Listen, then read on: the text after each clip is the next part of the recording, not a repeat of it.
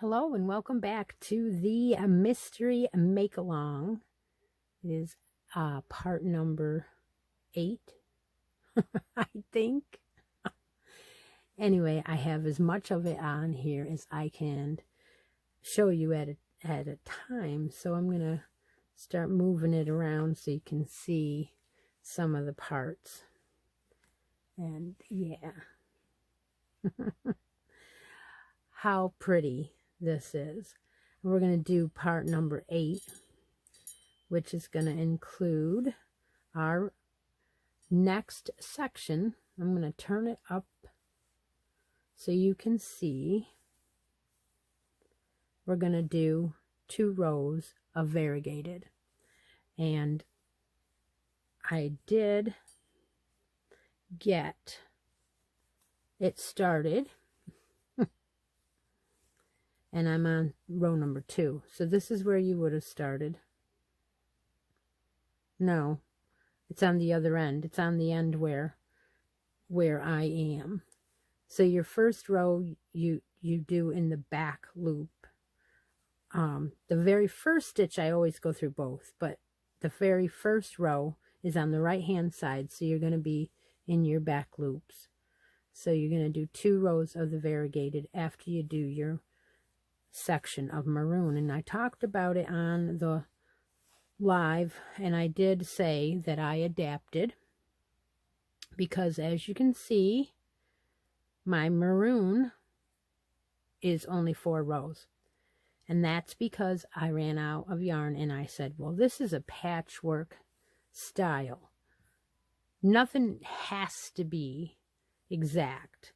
We're just going to place the colors appropriately, and so if you're running down on color, why force yourself to buy more? No. So I only did the 4 rows. Now I'm out of maroon, don't have any left, and then we will adjust what we were planning on doing. We won't change it, but it'll look just a little bit different, more like a patch. So here we go with our 2 rows of variegated, and I just have enough to do 2 rows, and I will show you on the other side where I am at the end of this row. It doesn't want to play nice because it's so big. Here I am on the end of row 2 of part 8. There. And this is how much yarn is left. That's it. Isn't that pretty? You know that yarn I bought at the yarn shop that was 3 hanks, and I went back for it special? That is exactly what it reminds me of right there, is these speckles. And Doug promised he would make it up. So he was rolling it up this morning while I was on the live, and I was shocked when I got out there and it was all done. So, I'm going to grab our eye hook and finish this row off together. And then we will have row or part number 8 just about done. And all I'm going to do is just finish this last bit. And oh my gosh, I'm so excited because the next section is going to be started soon. And it's one of the last sections. We only have 2 more parts left and we'll have it done. Hope you guys enjoying this as we go. And like I said, when I was doing the back pass, which is the back of the work, I was not worrying about the front loop or the back loop only. I was just going ahead and doing it right in both loops. So that will finish off that last of your 2 rows of that. And I'm going to go ahead and weave this in. Hope everyone's having a really nice Christmas and staying inside where it's nice and warm. Let's see, did I forget to put the light on? And as soon as I saw the light was dark, this is the back of my work, so I want to stay on this side. So, yeah, stay inside and stay warm because it's freezing here. So cold. The 3rd day of this type of chilliness really sets in to the house. And it seems like you can't get warm. Your feet, I've got double socks and slippers on to try to make sure that it doesn't freeze my feet too bad because the floor is cold. All right, so that's done. Now what we're going to do is finish the last section, number 7, with what goes on this row. Now you just got a little peek. All right, so this is what I'm planning. Take and our motifs are going opposite each other. So now we started with the tree, and that was below our red motif, that one. And then we hopped over to the green and we put on our wreaths. So now we're going to go opposite again, and we're going to go back to under the tree, and we're going to take a star, which is going to give you some real good patchwork, because the blue and the whatever colors you should have, you know, in your star is going to make it so it's kind of like, what? Okay, yeah. So what I did was I laid the points together with the points, and I'm just going to take a loop and find a spot and secure it down. Whoops, don't catch that though. And then, because I took a long end and I kept a long end, so I have some left. I'm just going to take a loop, take another loop, take another loop. At the time where you get to your point, just go down and leave that so it's not quite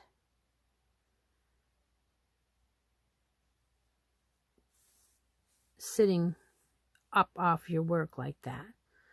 Then jump over a little bit, grab another one, and then as you're coming through, make sure it goes away from, there we go. And then I'm just going to try and even it along the edge of the colors. But you just want to grab one so that it's on the front of your work only. Kind of skip over the points on the stars, snowflakes, whatever you want to call them.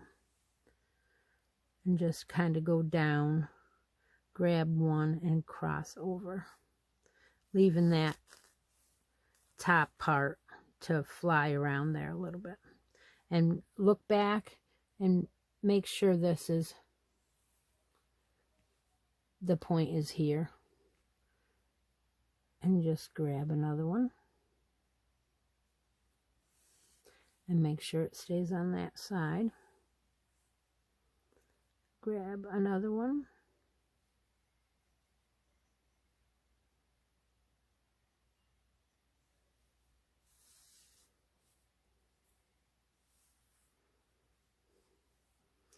Now if you turn it, you can hold it right down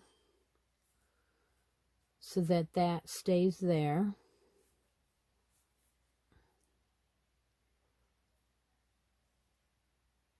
And any loop will do, it's just that you don't want to, okay, see, I missed this one.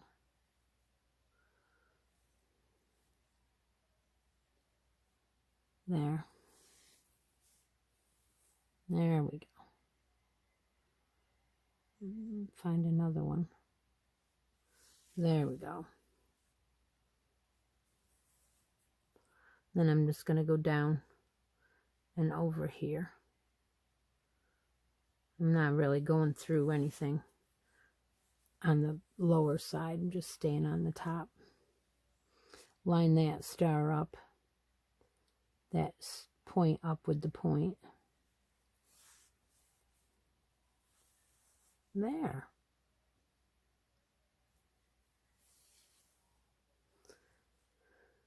And you should have 4 of these stars, and you're going to put them below your trees. So find your trees and go all the way down through that section until you come to your red.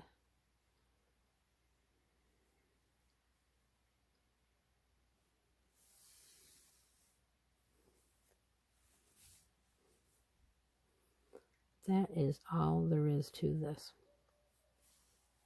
I am just making it work, and yours can stand out more by not touching each side, by having 5 rows or 6 rows of red in there. But I didn't have any left, so I figured, well, it's not going to hurt nothing. It's going to actually look kind of cool, like we meant it to happen, which we did.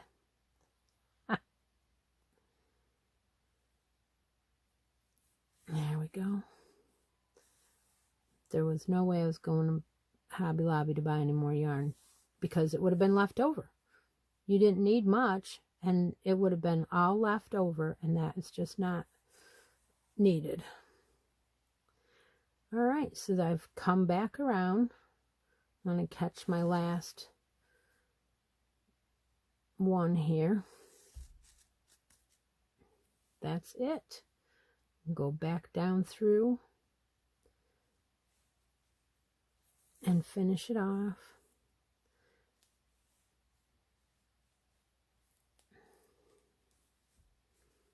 Nothing shows through.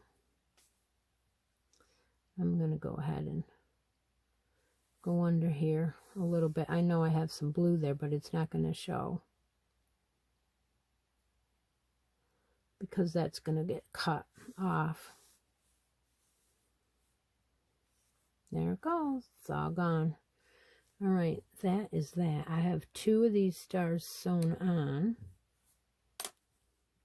Let's see if I can show you any of this here. There's the red motif. And then as you look down, you should have your star directly under your tree like that. And they don't have to be perfect, but that is cute. And yes, the star edge is going to go over the variegated just a little, but it looks like it was meant to be that way. And I have, let's see, I have another star over here. And my stars are all going to be different. All right, well, maybe I don't. Thought I had another star on here. from earlier when I was trying it out.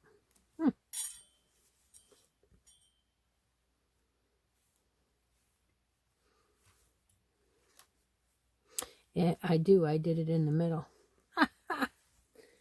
Oh my. Okay, so here's the other one.